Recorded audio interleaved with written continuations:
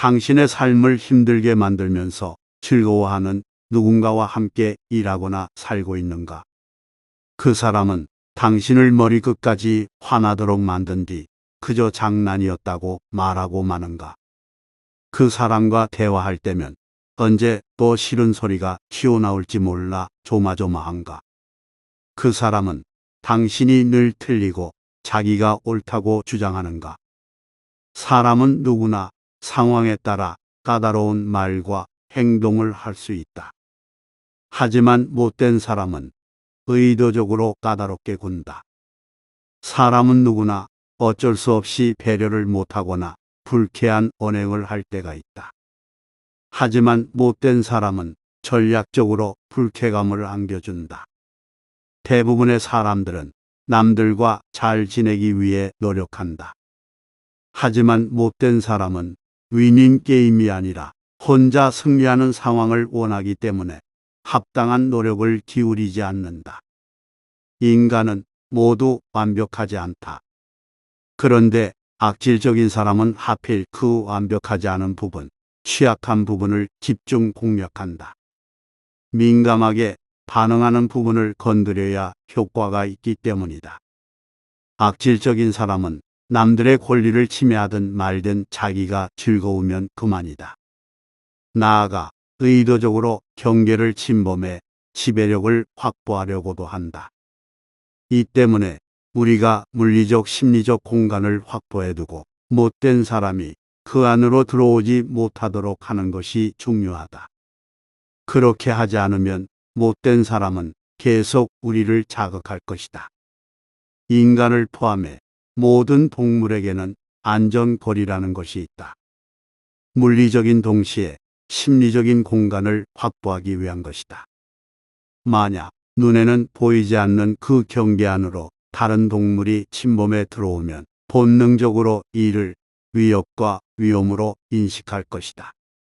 자기 영역으로의 침범을 허용하지 않는 것은 야생동물이든 길들여진 동물이든 마찬가지다.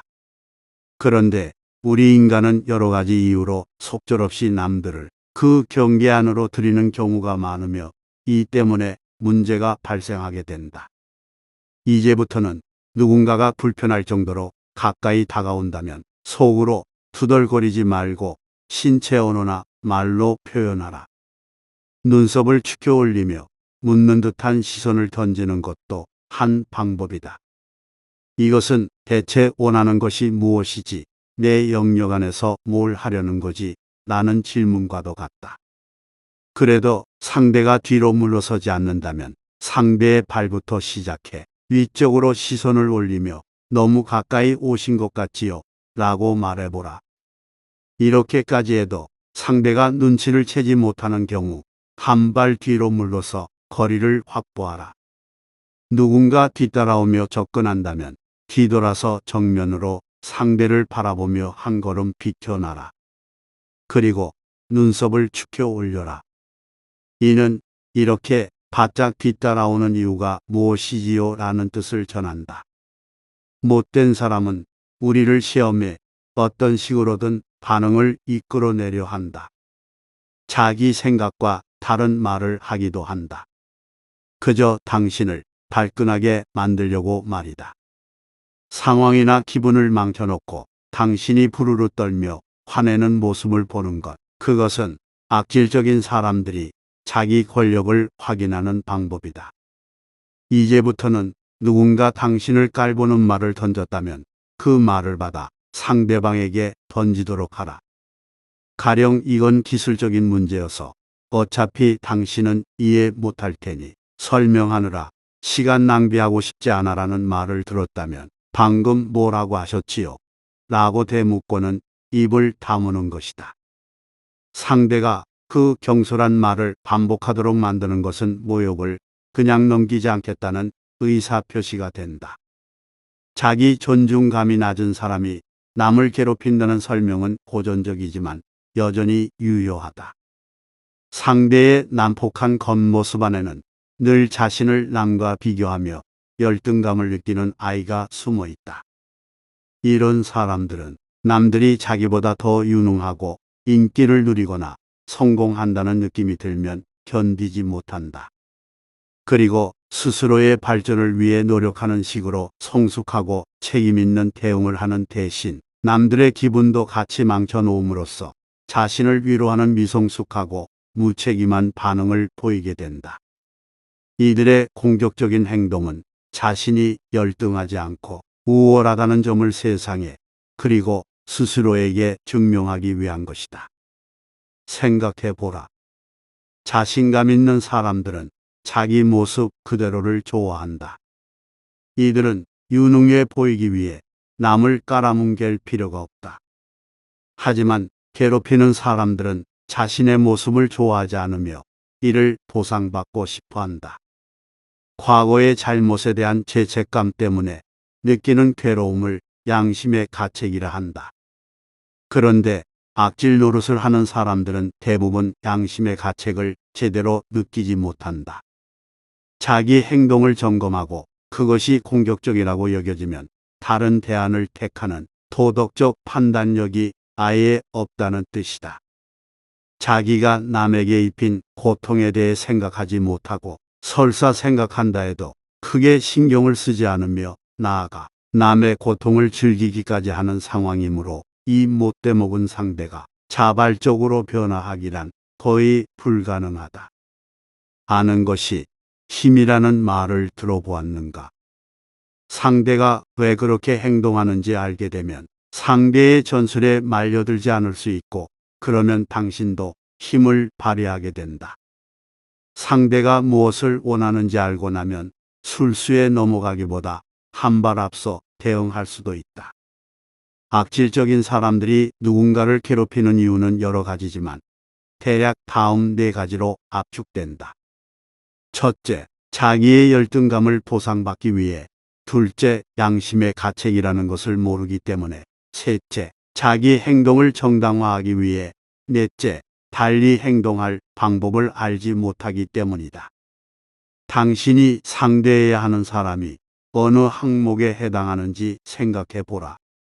명확히 해둘 것이 있다. 힘있게 강하게 대처한다는 것이 복수나 안갚음을 의미하지는 않는다. 우리의 목표는 복수가 아니다. 악질적인 상대의 공격을 차단하는 것이 목적이다. 공격은 최후의 수단일 뿐이다.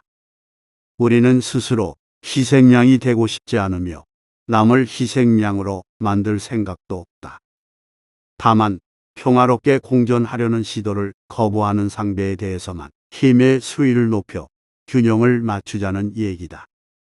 못된 사람에게 공격적으로 힘을 드러내 보이는 것은 도덕을 저버리는 행동이 아니다. 그들이 우리를 목표물로 삼게 만들었던 애초의 선한 모습으로는 문제를 해결할 수 없다는 깨달음의 표현일 뿐이다. 그들의 공세를 중단시키려면 충격요법이 필요하다. 더 이상은 참지 못한다는 결심이 섰다면 악질적인 사람들의 소나기에서 빠져나와야 한다. 물론 악질적인 행동으로 악질을 제압하자 라는 결론에 도달하려면 고통스러운 고민의 시간을 거쳐야 한다. 이것은 친절함을 포기하라고 말하는 것이 아니다. 남들에게 친절하게 대하는 것이 우리 자신까지도 기쁘게 만든다고 생각한다. 하지만 이와 함께 우리의 선한 의도를 이용하려 드는 부도덕한 존재도 있음을 인정하지 않을 수 없다. 협력적 의사소통은 여전히 우리가 지향하는 우선순위다. 단 소통의 상대 역시 공정성을 중시하는 경우에만 유효하다. 상대가 비열하게 나온다면 전략을 바꿔야 한다. 계속 나쁘게 행동하는 상대에게는 강하게 나가는 것이 옳다.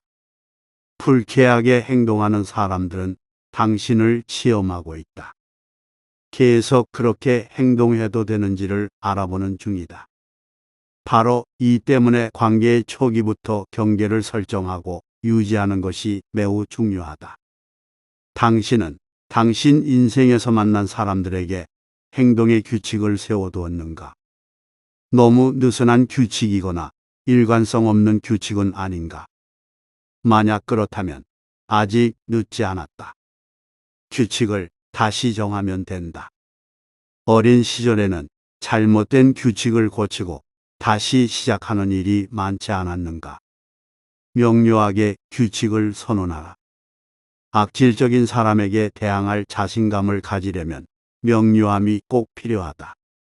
자신이 무엇을 믿는지 불확실하다면 무슨 말을 하고 어떤 행동을 할지 알 수 없게 된다. 결국 아무 말도 어떤 행동도 하지 못한다. 악질적인 사람들은 바로 그 불확실한 상태에 기대 원하는 바를 얻어낸다. 반면 명료함은 확신을 낳고 확신은 우리를 강하게 만든다. 악질적인 사람을 상대하고 있노라면 상대 역시 그저 한 사람에 불과하다는 사실을 잊기 쉽다. 힘겨운 상황을 감당하다 보면 기운이 소진되기 때문이다. 하지만 이렇게 되어서는 안 된다. 이는 결국 그런 못된 사람이 당신의 인생을 파괴하도록 만들어 버리니 말이다. 상대에게 그런 엄청난 힘을 부여하지 말라. 미운 사람 대신 사랑하는 사람들 쪽으로 생각을 돌려라. 아무리 큰 슬픔이 닥쳐왔다 해도 어디선가는 태양이 뜨고 아이들이 뛰놀며 꽃이 만개해 있는 법이다. 이렇게 순간적으로 생각을 바꾸면 상대가 작아 보인다. 그리고 우리는 다시 인생을 통제할 힘을 얻게 된다. 시간이 해결해 주지 않는다. 사람들은 시간이 지나면 모든 상처가 아물 것이라 수동적으로 기대하며 상대의 부당한 행동을 견뎌낸다. 모욕을 당하더라도 어떻게든 잊으려 애쓰며 괜찮아 신경 쓰지 않겠어라고 생각한다. 하지만 이는 괜찮지 않다. 기분 나빠하고 싫어해야 한다. 악질적인 사람들은 우리가 자기를 무서워한다고 생각한다. 그리고 나쁜 사람의 역할을 할 수밖에 없는 지경으로 우리를 몰아넣는다. 하지만 절대 나쁜 사람이 되고 싶지 않은 우리는 결국 그 상황을 참아 넘기고 만다. 분노를 폭발시키지 않으면 아무도 주목해 주지 않는다. 분노를 발산하는 것이 쉽지는 않다. 우리는 분노를 열심히 부정하고 파묻는다. 혹시라도 분노가 겉으로 드러나면 실패했다고 여긴다. 이 나쁜 감정을 느끼지 않기 위해 수년 동안 노력한 끝에 결국 느끼지 못하는 단계에 이르기도 한다. 그러나 죽음의 위협까지 가할 수 있는 이 격동의 감정에 둔감해지는 것은 내면적인 장애인이 되는 것이나 다름없다. 분노할 권리를 포기한 대가가 얼마나 큰지를 이해해야 한다. 억울함을 느낄 권리조차 함께 이룰 수 있으니 말이다.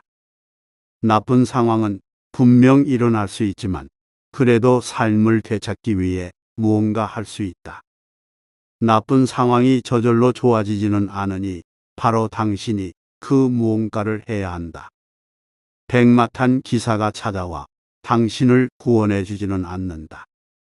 당신을 구원할 수 있는 사람은 당신 자신뿐이다. 상황 자체는 당신 잘못이 아니지만 상황을 해결하는 것은 당신 책임이다. 당신이 할 수 있는 일과 할 수 없는 일을 당신이 아닌 다른 사람이 결정하도록 한다면 당신은 아직 어른이 아니다. 그런 상황을 그냥 받아들인다면 복두각시 인형처럼 상대가 조종하는 대로 움직인다면 자기 생각이란 아예 없는 사람인 것이다. 친밀한 관계에서는 당연히 서로의 행동을 타협하고 조정해야 한다. 하지만 상대가 당신 인생을 결정하도록 방치하지는 말자. 당신이 무엇을 생각하고 무엇을 원하며 무엇을 믿는지는 당신 자신의 문제가 되어야 한다. 당신의 권리를 다 포기한 채 자기 삶을 남의 삶인 양 살지 않으려면 스스로가 성인이고 성인답게 행동해야 한다는 점을 분명히 인식해야 한다. 개인 생활에서든 비즈니스에서든 내 행동의 최종 결정권은 내가 가져야 한다. 타인의 원격 조종을 벗어나 힘을 되찾아야 한다.